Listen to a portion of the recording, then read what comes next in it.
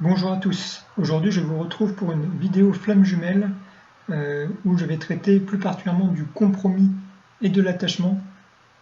Donc bien sûr comme d'habitude, même si vous n'êtes pas flamme jumelle, vous pouvez rester pour cette vidéo.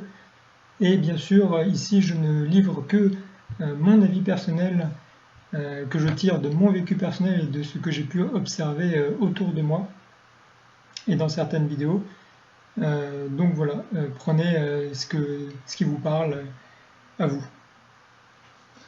Et bien sûr, n'hésitez pas à commenter cette vidéo pour donner votre avis, c'est toujours le bienvenu. Donc on va commencer par le compromis. Donc qu'est-ce que c'est, hein? Il y a plusieurs définitions.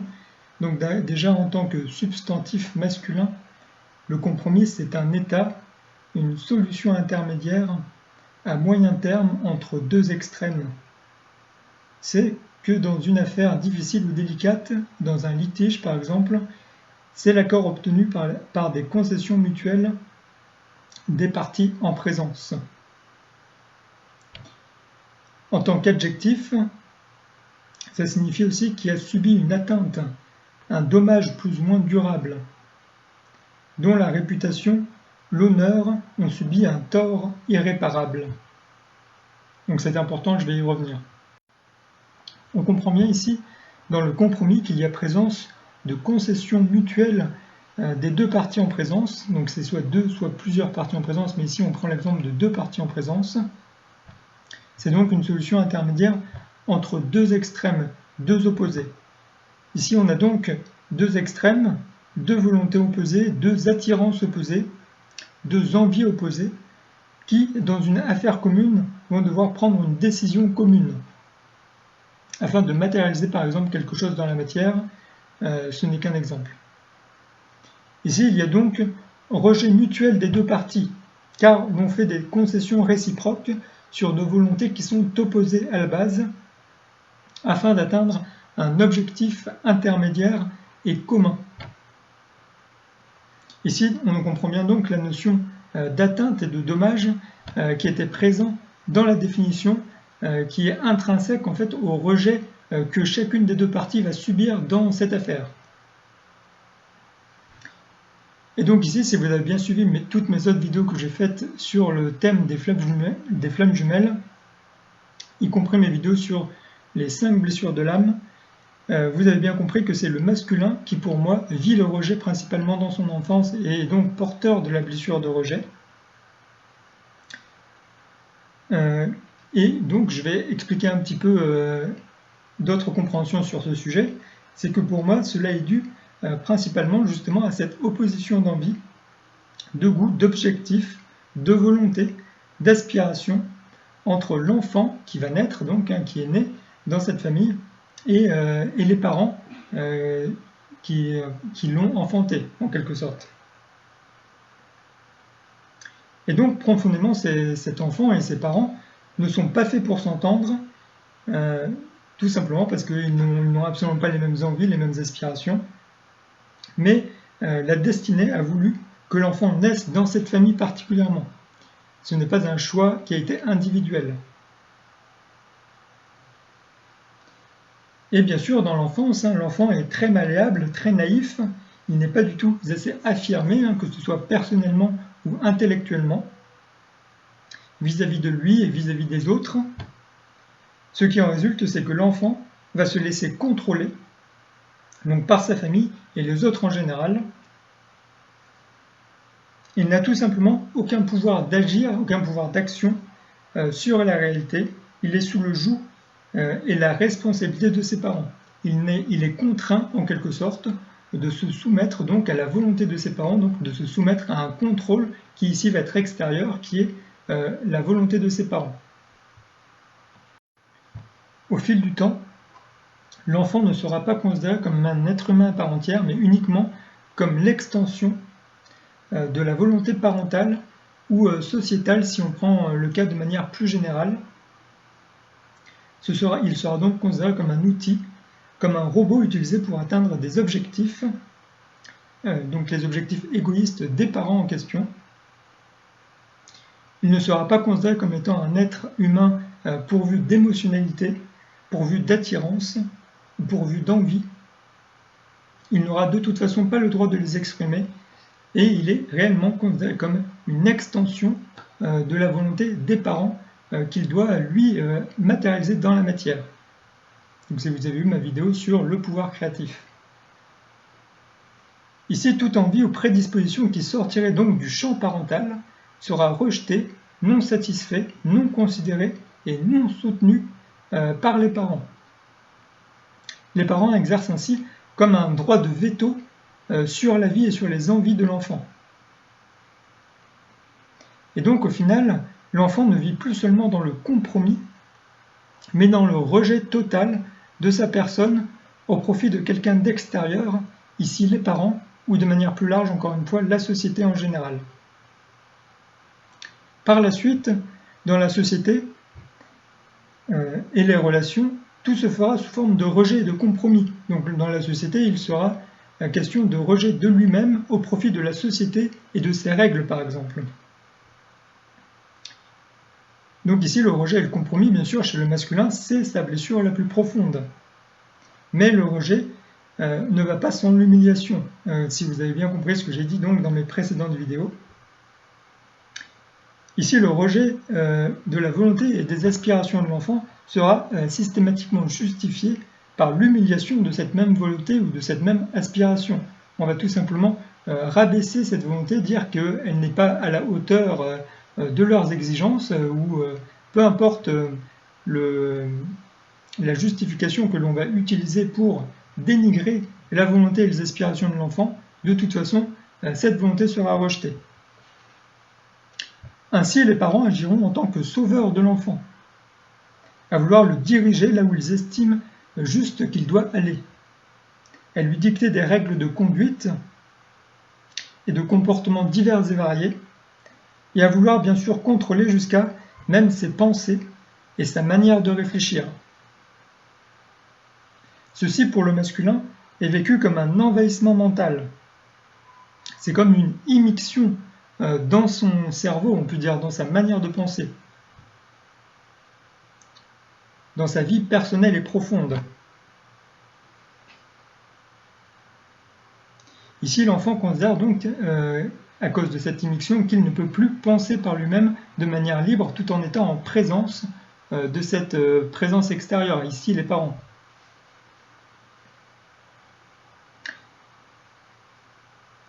Ici, pour lutter contre les pensées des autres et garder donc une certaine autonomie intellectuelle, il adoptera ce que j'ai appelé le comportement du révolté. Donc je vais appeler ici le masculin le révolté. Et bien sûr, l'enfant s'éloignera comme il peut de cette influence extérieure qui essaye de régir toute sa vie et qui rejette toutes ses envies. Il adoptera donc un comportement solitaire, et il sera toujours en recherche de solitude. Un dernier point que je veux dire ici sur le masculin et sur cette notion de compromis, c'est que souvent un lien matériel est créé entre l'enfant et les parents ici, donc, ou plus tard ce sera entre l'enfant et la société, ou entre l'enfant et une autre entité. Et donc ce lien matériel est créé à cause d'une dépendance financière ou lors d'un projet en commun qui sera négocié entre les deux parties, par exemple. Donc je vais maintenant parler de l'attachement plus particulièrement. Et donc d'abord quelques définitions. Donc tout d'abord, en tant que substantif masculin, l'attachement c'est l'union de plusieurs choses par différents moyens. Donc tout simplement. Mais au sens figuré, l'attachement, c'est ce qui unit une personne ou une collectivité à une personne, une collectivité, une fonction ou un inanimé concret par des liens de dépendance. Donc liens de dépendance ici, par exemple, le dévouement, le service, la parenté ou l'intérêt. Et une deuxième définition au figuré de l'attachement, c'est ce qui lie affectivement une personne, un animal ou une collectivité à une personne, un animal, une collectivité ou un inanimé concret. Et donc ici, dans l'attachement, on retrouve un lien émotionnel fort entre une personne et une autre personne ou une entité. Ici, on va prendre l'exemple, bien sûr, encore une fois, de deux personnes. Donc, avec un lien émotionnel fort, c'est ce qui va relier, unir deux personnes, par exemple, affectivement. Mais la question, c'est pourquoi est-ce qu'il y a cette union, cet affect entre ces deux personnes, hein. Donc, bien sûr, la réponse, ça peut être, par exemple, l'amour, bien sûr. Mais il peut y avoir également d'autres situations, d'autres solutions, bien sûr. Hein. N'hésitez pas à les dire dans les commentaires. Moi, ce que je veux relever ici, c'est ce que j'observe, moi, de mon observation. C'est que dans cette manière de penser entre le féminin et le masculin, ici, ça va être le féminin qui va être dans un attachement prononcé, au contraire du masculin. Ce qui est particulièrement décrit, notamment, c'est bien sûr la relation fusionnelle qu'il va exister entre l'enfant, donc le féminin, et la mère de cet enfant. Ici, ce que l'on va observer donc à l'opposé du masculin, c'est une conjonction des envies, des goûts, des objectifs, des volontés des deux parties, donc ici l'enfant et les parents ou seulement la mère du féminin. Il y a donc ici absence totale ou quasi totale de rejet dans la relation. Il y a alors comme une symbiose énergétique entre la mère et l'enfant. C'est ce qui va donc expliquer la sensation de relation fusionnelle entre ces deux entités. D'après moi, encore une fois. Et bien sûr, encore une fois, comme chez le masculin, cette conjonction d'aspiration et d'envie entre ces deux personnes, eh bien, il est voulu également par la destinée. Hein, voilà, c'est comme ça, c'est l'enfant, c'est incarné dans cette famille qui a les mêmes aspirations que lui et les mêmes goûts que lui, et c'est comme ça. Mais justement, en présence de ce fort attachement justement entre la mère et l'enfant, de cette forte symbiose énergétique qu'il va exister, on comprend bien que toute distanciation qu'il va y avoir entre cette mère et cet enfant va être vécue par le féminin comme un déchirement, comme un abandon intérieur. Et c'est pourquoi le féminin est en grande partie aussi porteur de cette blessure d'abandon qui va être très prononcée chez lui.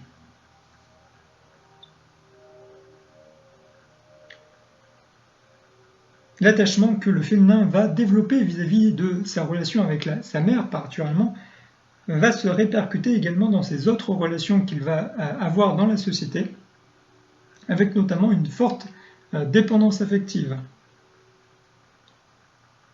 Le féminin, contrairement au masculin, ne sera pas assez affirmé émotionnellement, lorsque le masculin a un problème d'affirmation intellectuelle et personnelle.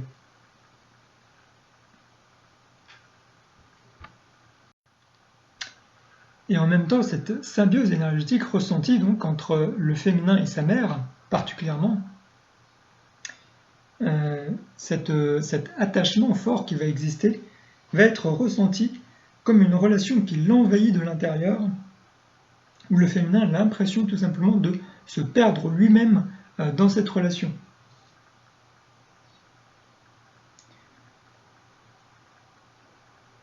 C'est pourquoi, d'une manière générale, il essaiera de garder uniquement des relations superficielles avec les gens. Il fuira généralement les relations qui sont trop fortes et qui lui demandent une implication émotionnelle trop importante. Ainsi, pour ne pas ressentir les émotions des autres trop fort en lui, souvent il s'évadera dans le divertissement, dans une activité professionnelle ou associative. De plus, le féminin, pour se protéger de cet envahissement émotionnel qu'il ressentira au fond de son être, et vis-à-vis des autres personnes qu'il côtoiera ou vis-à-vis de ses parents notamment, il va développer la capacité de ne plus rien ressentir d'un moment à l'autre, c'est-à-dire en fait d'alterner entre des moments où il va ressentir les émotions, où il va ressentir l'impact que les autres auront sur lui, et des moments où en fait il va tout simplement couper tout ressenti émotionnel, tout ressenti énergétique qu'il va pouvoir, qu'il aurait normalement dû ressentir à un moment donné vis-à-vis d'une situation particulière. Ici, le féminin sera donc dans l'abandon de lui-même et des autres, comme je le développe dans mes précédentes vidéos. Et donc, par rapport à ce que je viens de dire, ici, l'enfant ne va pas seulement être dans l'attachement, mais il va être dans l'abandon total de sa personne au profit de cette relation symbiotique avec sa mère particulièrement. Et par la suite, dans la société et dans ses relations, tout se fera bien sûr sous forme d'abandon et d'attachement, ceci étant sa blessure la plus profonde, inversement au masculin. Ce que l'on va observer particulièrement, ça va être une alternance entre un fort attachement émotionnel et une fuite de l'autre, par exemple. Et cette alternance donc entre cet attachement émotionnel et cet abandon ou cette fuite de l'autre est caractéristique de l'inconstance du féminin, donc que l'on peut aussi appeler par exemple l'effet yo-yo, qui est notamment observé également dans la blessure de trahison, qui est aussi portée principalement par le féminin. Ici on observe également que la mère pourra être en demande d'affection ou d'attention en se plaçant dans une position de victime vis-à-vis de son enfant. Et ceci participe également à l'alternance entre l'attachement et l'abandon de l'enfant, qui fuira une fois qu'il se sentira trop envahi, comme je l'ai dit précédemment.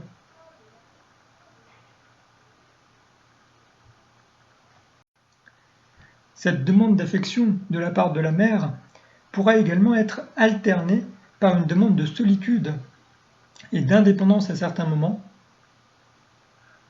Et tout cela participe bien sûr du point de vue de l'enfant, ici du féminin, donc au sentiment de trahison et à sa propre inconstance par la suite, qui va donc en résulter dans le comportement du féminin. Et l'envahissement qui est ressenti donc par le féminin lors de ces contacts rapprochés, de cette symbiose qui va exister entre la mère et l'enfant, va pouvoir être assimilé également à un manque de liberté. Et c'est pourquoi le féminin va développer une peur profonde qui va être celle de perdre sa liberté. Et donc en réaction, il va développer le comportement de celui qui veut être indépendant. Je vais donc ici appeler le féminin l'indépendant. Voilà, donc en somme, le masculin aura dans sa vie développé son intériorité de manière profonde.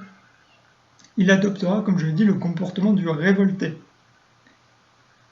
Et il sera dans la suite et par le futur à la recherche de cet attachement émotionnel, de cette relation fusionnelle dans ses relations, chose qu'il n'a pas eue justement quand il était enfant. Il sera donc à la recherche d'une certaine forme d'intimité, c'est-à-dire une relation profonde, une relation intérieure profonde, marquée par une confiance mutuelle, un respect mutuel et des confidences sans réserve. Il recherchera donc engagement et implication. Et le féminin, tant qu'à lui, aura développé son extériorité de manière profonde. Il adoptera le comportement de l'indépendant. Et il souhaitera toujours respecter une certaine forme de compromis dans ses relations dans le futur. C'est pourquoi il ne demandera ni n'acceptera jamais d'aide tant qu'il peut l'éviter. Il ne voudra jamais être redevable ou avoir à compenser et à rétribuer un service rendu par quelqu'un d'extérieur à lui. Ici, il va rechercher une liberté maximale, c'est-à-dire qu'il va fuir toute relation intérieure profonde, il fuira toute relation qui lui demandera un engagement réciproque. Donc engagement réciproque, qu'il soit matériel ou émotionnel. Il se dirigera donc tout bonnement vers des relations qui sont superficielles. Il ne voudra donc pas s'impliquer et restera centré sur lui. Donc voilà ce que je voulais dire particulièrement sur le compromis et sur l'attachement. Donc tout ce que je viens de dire est bien sûr valable pour toutes les relations, mais sera encore plus marqué dans la relation flamme jumelle. On observe encore bien ici, comme je l'ai bien montré dans mes précédentes vidéos, que le masculin et le féminin ont des comportements et des manières de fonctionner qui vont être opposés. Bien sûr, pour les solutions à y apporter par la suite, je vous laisse méditer à la question, c'est aussi une réflexion qui doit être personnelle.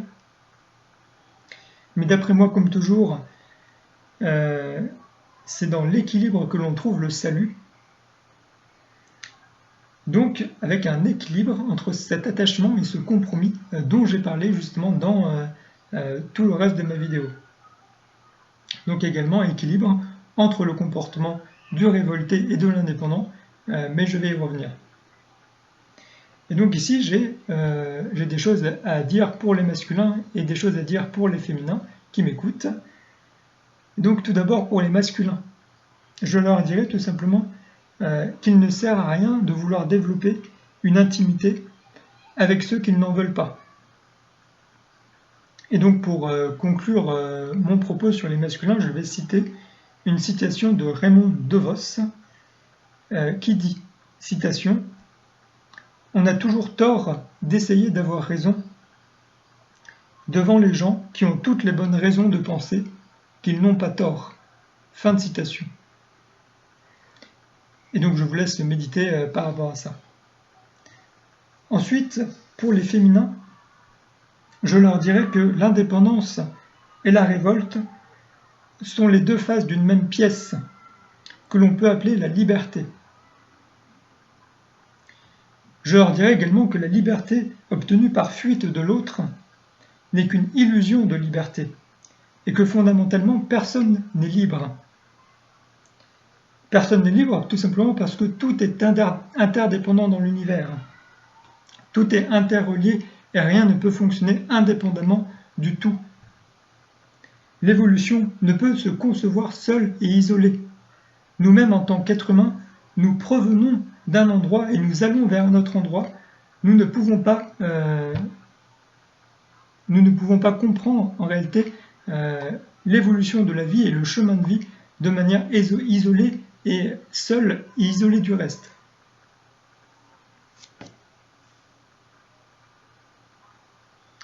Ici, je vais citer deux citations, donc qui sont des dictons, je ne connais pas l'auteur. La première, je l'ai déjà citée. Elle dit tout simplement, citation, « Nul n'est plus prisonnier que celui qui se croit libre. » Fin de citation. Et la deuxième citation, c'est, donc citation, « Seul on va plus vite, mais ensemble on va plus loin. » Fin de citation. Et donc voilà, je vous laisse également méditer sur ces deux phrases et sur ce que je viens de dire.